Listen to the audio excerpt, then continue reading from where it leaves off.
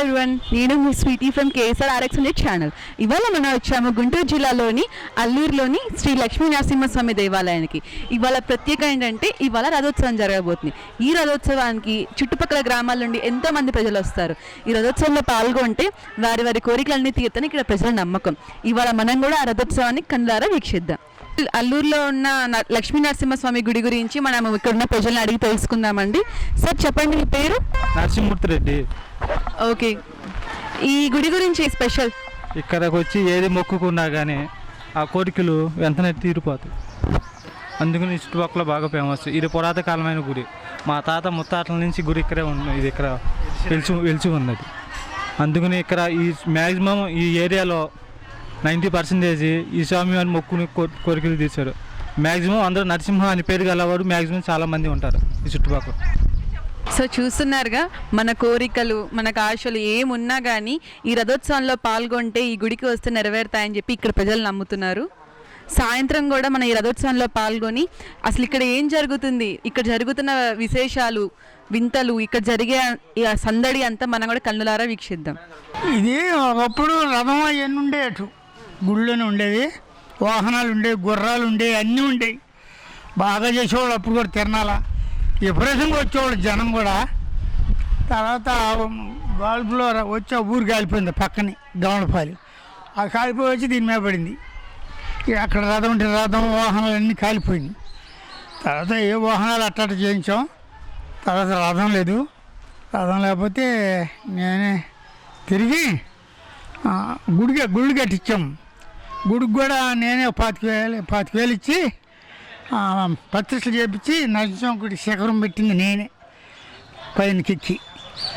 తర్వాత అలా ఆయన కొడుకు వచ్చాడు, కోన ప్రభాకర్ కొడుకు ఒకనాడు గుడికాడ ఆంజనేయ గుడికాడ ఉన్నాడు. రామాచార్య గారు వచ్చి ఎక్కడో చేయిస్తాను అంటున్నారండి రథం అంటే, ఎక్కడో చేసిన రథం అట్టగా ఉందా పోతుంది, రాజుగారు నువ్వే చేస్తాను అన్నాడు. ఇక నేనే మొదలుపెట్టి అక్కడికి తీసుకొచ్చి చేయించాం.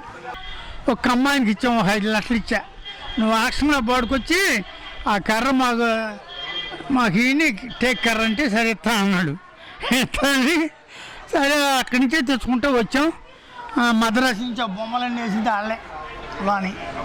ఈ కాళెత్తిని నాయుడు పెట్రోళ్ళు కనవ ఇవన్నీ టేక్ కర్రతో చేయించారు. ఈర్సులు ఏమన్నా హైదరాబాద్ అవతల ఒక్కడో ఉన్నాయి. అక్కడికి వెళ్ళి మన భాష రాదు బాబు, దండం పెడితేను దేవుడికి అన్న కేజీకి 5 రూపాయలు 6 రూపాయలు తగ్గించి ఇచ్చాడు. 3 ఇరుసులు ఉండేవి. 3 ఇరుసులకి ఏం చేశాడు ఆయన, లారీకి ఎత్తితే 4,000 5,000 ఇవ్వమన్నాడు ఎవడో. ఆ లారీ అతను వెనకెత్తేసి ఒక 10 రూపాయలు ఇచ్చి ఎత్తుకుని గుంటూరులో పడేశాడు. అక్కడి నుంచి చేసి ఒక టోర్ తీశారు మొన్నాళ్ళు మధ్యలో ఉండేది. అది ఎక్కడైనా సరే ఒకరు గుంట తగిలితే ఒరిగితే పడిపోతుందని చేయించాం.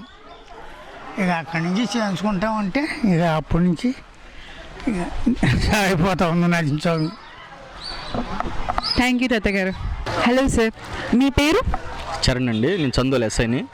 ఈరోజు ఈ లక్ష్మీ నరసింహస్వామి తిరునాళ్ళ సందర్భంగా ఈరోజు అల్లూరు గ్రామంలో రథోత్సవం ఉంటుంది. దానికి సంబంధించి ఒక 3,000 to 4,000 క్రౌడ్ ఎక్స్పెక్ట్ చేస్తున్నాము. రథం లాగేటప్పుడు కొంచెం మహిళలు వీళ్ళంతా ఉంటారు కాబట్టి వాళ్ళ సెక్యూరిటీ పర్పస్, అదేవిధంగా రథాల దగ్గర పిల్లలు పొరపాటున పడుతుంటారేమని చెప్పేసి దాన్ని దృష్టిలో ఉంచుకొని మా సీనియర్ ఆఫీసర్స్ ఇక్కడ బందోబస్తు కేటాయించడం జరిగింది. దానిలో భాగంగానే ఈరోజు ఇక్కడ దాదాపు ఒక 30 మందితో బందోబస్తు నిర్వహిస్తున్నాము. ఇలాంటి అవాంఛనీయ సంఘటనలు జరగకుండా, అదేవిధంగా చిన్న చిన్న దొంగతనాలు కానీ, మహిళల పట్ల ఎవరైనా అసభ్యంగా ప్రవర్తించడం కానీ అట్లాంటివి లేకుండా ప్రశాంతంగా బందోబస్తు కార్యక్రమం నడిచే విధంగా బందోబస్తు నిర్వహిస్తున్నాము. దీనిలో భాగంగానే ఈరోజు ఇక్కడ దాదాపు ఒక 30 మంది మార్నింగ్ నుంచి ఈ బందోబస్తులో ఉన్నారు. మధ్యాహ్నం అన్నదాన కార్యక్రమం అయిపోయింది. ఈవినింగ్ 6 to 8 ఈ రథోత్సవం ఉంటుంది. దానిలో భాగంగా ఈరోజు ఇక్కడ అందరినీ మొబిలైజ్ చేసి వాలంటీర్స్ని కూడా మొబిలైజ్ చేసి వాళ్ళ ద్వారా, అదేవిధంగా మా పోలీస్ ఫోర్స్ ద్వారా ఇద్దరి సమ్మేళనంగా ఈరోజు ఇక్కడ బందోబస్తు నిర్వహిస్తున్నాం. ఈ ఊరు వాళ్ళకి పక్క ఊరు వాళ్ళకి ఏవో చిన్న చిన్న గొడవలు ఉన్నాయి, ఈ టైంలో ఎక్కువ జరుగుతాయి, మరి వాటికి మీరు ఏమైనా ప్రత్యేకంగా ఏమైనా తీసుకున్నారు అరేంజ్మెంట్స్? అట్లాంటి ఏమి లేవమ్మా. అది ఎలక్షన్ టైంలోనే అట్లాంటి చిన్న చిన్న విభేదాలు ఏమైనా ఉన్నాయో కానీ ఇప్పుడైతే మాత్రం అట్లాంటివి ఏమి లేవు. దాన్ని దృష్టిలో ఉంచుకొని కూడా మేము ఆలోచన చేసి ముందుగా ఏదైనా ఉంటే యాక్సిడెంట్స్ ముందుగా గమనించి అట్లాంటివి జరగకుండా కూడా చూసుకుంటాం.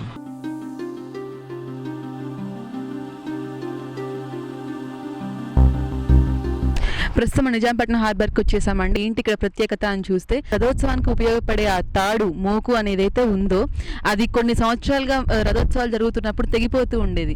అందువల్ల రథోత్సవం జరపడానికి కుదిరేది కాదు. 10 నుంచి 20 ఏళ్ల వరకు ఆ రథోత్సవం జరపకుండా ఆపేశారు.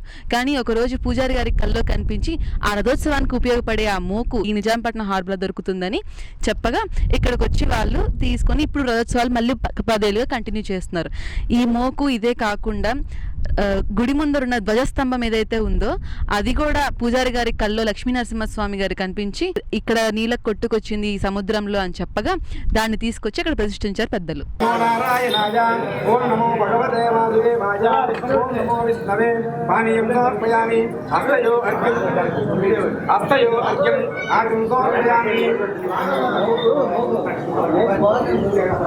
వేదాంత వేద్యాయ మేఘశ్యామలమూర్తయే కంఠాంసామోహన రూపాయ పుణ్యశ్లోకాయ మంగళం జయ ఇప్పటి వరకు మీరు చూసినట్టయితే ఇక్కడ రథోత్సవానికి ముందు జరపాల్సిన పూజలు ఆచారాలు అన్ని ఇక్కడ జరుపుతూ ఉన్నారు. గత కొన్ని సంవత్సరాలుగా ఇక్కడ జరుగుతున్న రథోత్సవంగా నేను చుట్టుపక్కల జరుగుతున్న తిరునాళ్ళు కానీ ఎక్కడ చూసినా ఈ రథాలు నడపడానికి కొంతమంది వ్యక్తులు మాత్రమే ఇవన్నీ నడుపుతారు. వాటికి సంబంధించిన వాళ్ళు ఇక్కడ మనం కొంతమంది చూడొచ్చు. సో ఫస్ట్ ఇక్కడ సార్ ఉన్నారు. సార్ చెప్పండి, ఈ రథోత్సవం ఈ రథం ప్రత్యేకత ఏంటి? మస్ట్ అండ్ షుడ్గా ఈ రథం వచ్చేటప్పటికి అల్లూరు గ్రామానికి సంబంధించినటువంటి శ్రీ లక్ష్మీ నరసింహస్వామి గారి దేవస్థానం ఒక తిరణాలు జరిగిద్దండి ఇక్కడ ప్రతి సంవత్సరం కూడా. ఇప్పుడు ఈ నూతనంగా కొత్తగా ఈ రథం తయారు చేసి సుమారుగా 8-9 సంవత్సరాలు అవుతుంది. ఇక్కడ ఈ 8 సంవత్సరాల నుంచి కూడా మేము ఇక్కడ రథం నడపడానికి రథం చప్పాలు వేయడానికి రథం డ్రైవర్స్గా వస్తూ ఉన్నాము. ఈ ఒక్క రథం కాకుండా ఈ చుట్టుపక్కల ఉన్నటువంటి అన్ని గ్రామాల్లో కూడా దాదాపు 6 తరాల నుంచి రథం నడపడంలో మేము నైపుణ్యం సాధించాం. అయితే రథం నడపడానికి ఎండోమెంట్ వారు కానివ్వండి, గ్రామ ప్రజలు కానివ్వండి, ఇక్కడ వచ్చినటువంటి భక్తులు ఎవరైనా కానివ్వండి, మేమైతే చక్కగా ఇప్పుడు భక్తులు వాళ్ళ కోలాహలంలో గోవిందనామ స్మరణ చేసుకుంటూ వాళ్ళు రథాన్ని లాగుతూ ఉంటారు. రథాన్ని ఎటు కూడా పక్క రోడ్డుకి ఇరువైపులు తిక్కకుండా చక్కగా రథాన్ని నడిపేటువంటి బాధ్యత మేము తీసుకుని ఈ కార్యక్రమంలో ఎటువంటి అపశృతులు జరగకుండా ఈ కార్యక్రమంలో దేవుణ్ణి ఎక్కించిన కాడి నుంచి మరి దేవుణ్ణి కోవిల్లో దింపేంత వరకు కూడా మా ప్రాణ సంకటం అయినప్పుడు కూడా ఇది మాకు ఉన్నటువంటి టాలెంట్తో ఈ రథాన్ని దేవుని దగ్గర తీసుకొచ్చి గుళ్ళో పెట్టేంత వరకు. హాయ్, మీ పేరు? Ashrita. So how do you feel this? It's very nice, very spiritual. We come every year actually. Okay. Do you think that it's so powerful? Yes. So do you have any belief like or anything happened for you? Well, it's the first time I'm coming here and sitting. Like every year I visit, but I have never sat here in this puja. It is the first time I. వాస్తు పురుషాయ నమః తాంబూలాని సర్వోపచారాన్ సమర్పయామి మంగళనిదాయ దండయామి వాస్తు పురుషాయ నమః వాస్తు మండపదేవతాభ్యో నమః మంగళనీరాయ దండయామి నీరాజనాం సమర్పయామి జై శ్రీమద్ రమారమణ అమృతత్వాయ జీవసే జాతాం జనిష్యమానాంచ అమృతే సత్యే ప్రతిష్ఠితాం సుత్రామానం పృథవేంద్యామనయసుగం తుజర్మాణమతిగం సుప్రణీతిం దైవీర్నాభక్తు చరిత్రామరా సహస్రవంతి మారుహేమా సుస్తయే శతాయుధా శతవీర్యాయ శతోతయే భీమాహిషాహే శతం యో అజీతానింద్రోనే ధృతాని విశ్వాన్ దక్షిణావతామితి మాని చిత్రా దక్షిణావతాం దివి సూర్యాసహ దక్షిణావంతోమృతం భజంతే దక్షిణావంతపతన్న ఆయు. మరి కొద్దిసేపట్లో ప్రారంభమయ్యే ఈ రథోత్సవం గురించి ఇక్కడున్న అర్చకులు అడిగి తెలుసుకుందాం ఒకసారి. సార్ చెప్పండి, ఇక్కడ కొద్దిసేపట్లో స్టార్ట్ అవబోతుంది. సో ఇక్కడ ఏంటి, ఎలా చేస్తున్నారు? శ్రీమత్పయోనిధినికేతన చక్రపాణే భోగేంద్ర భోగమణిరాజిత పుణ్యమూర్తే యోగీశ శాశ్వత శరణ్య భవాబ్దిపోత లక్ష్మీనృసింహమదేహి కరావలంబం. భక్తుల యొక్క కొంగు బంగారమై కోరిన కోరికలన్నింటినీ కూడా తీర్చేటువంటి ప్రత్యక్ష దైవమై కామధేనువై కల్పవృక్షమై యావత్ ఆంధ్రప్రదేశానికి తలమానికమైనటువంటి ఈ హల్లక క్షేత్రము నేడు దీన్ని అల్లూరు అని పిలుస్తారు. ఈ అల్లూరులో ఇక్కడ ఉన్నటువంటి ఈ జనం యొక్క ఆ ప్రత్యక్ష దైవం సాక్షాత్తు ఆ శ్రీమన్నారాయణ స్వరూపుడైనటువంటి రాజ్యలక్ష్మి సమేత లక్ష్మీనరసింహస్వామి వారి యొక్క 1008వ బ్రహ్మోత్సవాలు జరుగుతున్నాయి. ఇక్కడ 9వ రోజు సాయంత్రం రథోత్సవం అత్యద్భుతంగా జరుగుతుంది. ఈ సమీప ప్రాంతాల్లో ఇంతటి గొప్ప వైభవమైనటువంటి ఉత్సవం ఎక్కడ జరగడం మనం చూడం. ఇక్కడ ఉన్నటువంటి స్వామి స్వయంభూ ఇక్కడ ఈ ఊరి అవతలకు దగ్గరలో ఉన్నటువంటి ఒక పాల వృక్షం కింద చెరువు గట్టున స్వయంగా ఆయన ఇక్కడ వెళ్ళడం జరిగింది. అక్కడి నుంచి కూడా స్వామిని తీసుకొచ్చి ఇక్కడ వేంచేపు చేసుకొని ఇక్కడనే ఆయనకి దేవాలయాన్ని నిర్మించారు. అప్పటి నుంచి కూడా ఈ బ్రహ్మోత్సవాలన్నీ కూడా చక్కగా జరుగుతున్నాయి. రథోత్సవము, రథము అనడం చేత రథస్థం కేశవం దృష్ట్యా పునర్జన్మని విద్యతే అని అంటారు.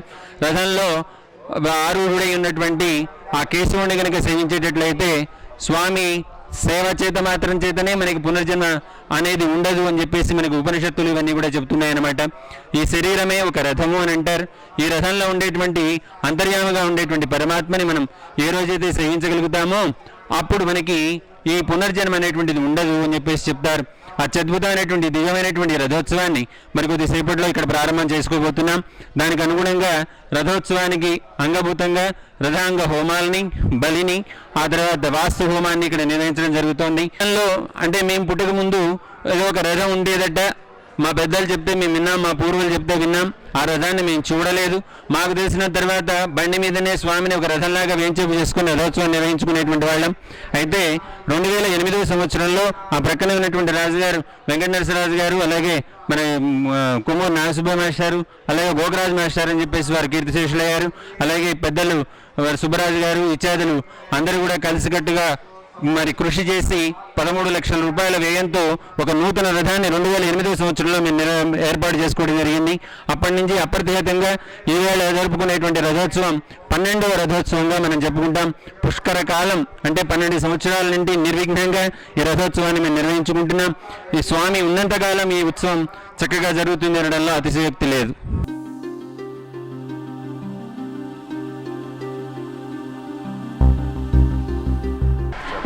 ఇక్కడ కొంతసేపట్లో ఇంకా రథోత్సవం స్టార్ట్ అవబోతుంది. ఈ రథోత్సవాల ప్రత్యేకత ఏంటి? రథోత్సవం కనుక చూస్తే పునర్జన్మ విద్యతే. రథస్థ విష్ణు దృష్ట్యా పునర్జన్మ విద్యతే. రథం మీద ఉన్న విష్ణువుని కనుక చూస్తే మరు జన్మ ఉండదు, వైకుంఠం నివాసమేనని చెప్పి అందుకోసం రథోత్సవం. విష్ణు రథోత్సవం చూడాలి, శివుడి కళ్యాణం చూడాలి, విష్ణువు రథోత్సవం చూడాలి, అది చెప్తారు.